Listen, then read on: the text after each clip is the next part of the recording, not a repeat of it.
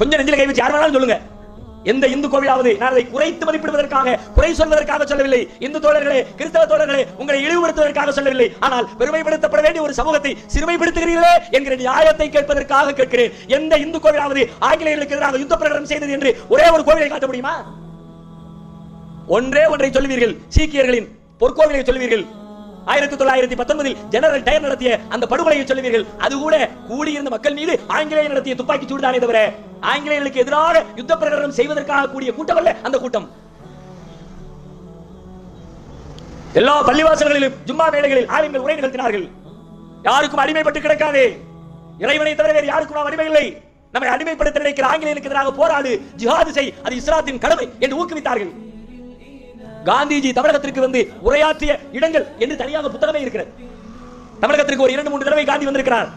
காந்தி வந்து உரை நிகழ்த்திய இடங்களை எடுத்து பார்த்தால் மக்கள் கூடுகிற இது போன்ற பேருந்து நிலையங்களில் உரை நிகழ்த்தி இருக்கிறார், ரயில் நிலையத்தில் உரை நிகழ்த்தி இருக்கிறார், அரங்குகளில் உரை நிகழ்த்தி இருக்கிறார், பொதுக்கூட்ட இடங்களில் உரை நிகழ்த்தி இருக்கிறார். அதற்கு அடுத்தார் போன்று அவர் உரை நிகழ்த்திய இடம் முஸ்லிம்களின் வழிபாட்டு தலமான பள்ளிவாசல்களில் உரை நிகழ்த்தி இருக்கிறார். திருவல்லிக்கேணி ஜும்மா மசூதியில் காந்தி உரை நிகழ்த்தி இருக்கிறார். என்ன உரை? பள்ளிவாசலை இறைவனை வணங்குங்கள் என்ற உரையா? அல்லாஹ்வை தவிர வேறு இறைவன் இல்லை என்ற உரையா? என்ன உரை? ஒத்துழையாமை இயக்கத்திற்கு உதவி செய்யுங்கள், வெள்ளையனே வெளியேறு போராட்டத்திற்கு ஆதரவு தாருங்கள் என்று ஆங்கிலேயர்களுக்கு எதிரான முழக்கத்திற்கு திருவல்லிக்கேணி பள்ளிவாசலில் காந்தி பேசினார். ஆம்பூர் பள்ளிவாசலில் காந்தி பேசினார். ஆம்பூர்னா திருநெல்வேலி ஆம்பூர் இல்ல, வேலூர் ஆம்பூர். வழிபாட்டு தலங்களை நாம் பயன்படுத்தினோம். அதற்காக வழிபாட்டு தலங்களை குறிவைத்தது.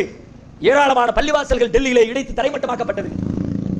மஸ்ஜிதே அக்பராபாதி, மஸ்ஜிதே காஷ்மீரி கத்ரா என்று சொல்லப்படுகிற 2 பள்ளிவாசல்கள், 2 பள்ளியிலும் இருக்கிற ஆளுங்கள் ஆங்கிலேயர்களுக்கு எதிராக உரை நிகழ்த்திய காரணத்தினால் 1857 பழிவாங்குகிற பொழுது 2 பள்ளிகளை இடித்து தரைமட்டமாக்கினார்கள்.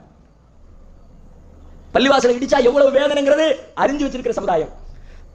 92 இடிக்கப்பட்ட பாபர் மசூதி 20 ஆண்டு 25 ஆண்டுகள் தொட்டுவிட்ட பிறகும் கூட இன்றைக்கும் நம்மால் மறக்க முடியாத இறையாலயமாக உள்ளத்திலே கனந்து கொண்டிருக்கிறது.